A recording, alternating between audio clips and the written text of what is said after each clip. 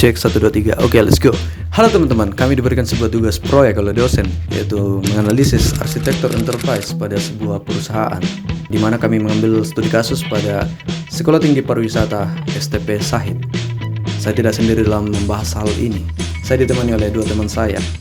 Di sini saya Ariel, saya Exolino, dan saya sendiri, Melvin Premier Gusmawan.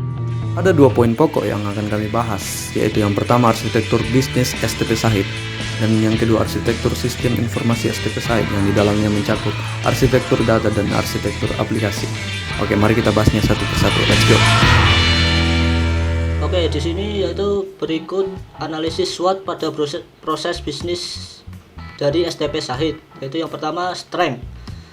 Bergerak dalam bidang kepariwisataan yang mengacu kepada hospitality service industri yang berorientasi kepada kualitas pelayanan yang bertujuan untuk memberikan kepuasan kepada customer. Yang kedua yaitu menciptakan produk utama berupa lulusan yang berkualitas, profesional dan mempunyai kompetensi tinggi yang sesuai dengan tuntutan dunia industri. Yang ketiga, manajemen STP Sahid Jakarta telah mengadopsi sistem manajemen mutu yang mengacu kepada standar mutu ISO 9001-2008. Oke, untuk yang kedua yaitu weakness-nya, penggunaan jaringan LAN untuk multimedia belum di semua lini. Selanjutnya, penyusunan jadwal perkuliahan pada STP Sahid masih secara offline. Software yang dipakai masih dalam versi lama. Akreditasi untuk beberapa program studi masih belum mencapai akreditasi A.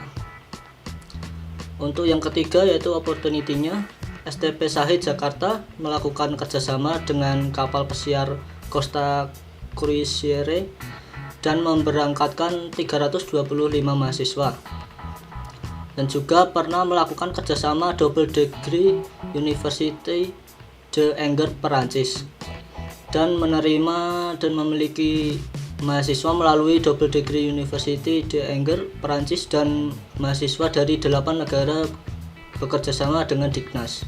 Untuk yang keempat yaitu trade, data berpotensi untuk diretas atau disalahgunakan oleh yang tidak bertanggung jawab, karena saat ini data atau informasi yang dikelola dari STP Sahid itu belum terorganisir dengan baik, di mana terdapatnya redundansi serta definisi yang berbeda serta antar aplikasi-aplikasi yang berlainan.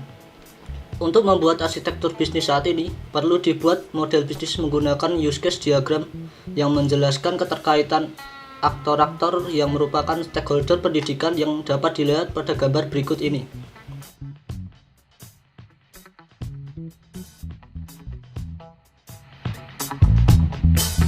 Untuk analisis SWOT pada SI atau TI perusahaan, yang pertama ada strength.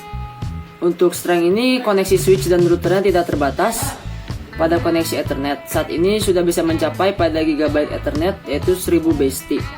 Untuk yang kedua ada perangkat keamanan jaringan seperti firewall dan monitoring manajemen jaringan telah diimplementasikan. Yang ketiga sudah menggunakan WAN, dan yang keempat sudah adanya digital library. Untuk weakness-nya sendiri, yang pertama koneksi internet ke provider disediakan dengan kapasitas 4 GB. Belum menggunakan VPN IP, software aplikasi masih menggunakan yang lama, dan belum juga menggunakan video LAN, dan tidak memakai antivirus.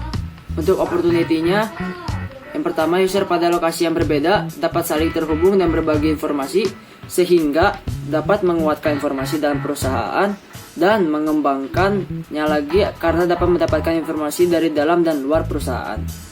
Untuk treatnya sendiri, yang pertama perangkat keamanan jaringan seperti firewall dan monitoring manajemen jaringan telah diimplementasikan.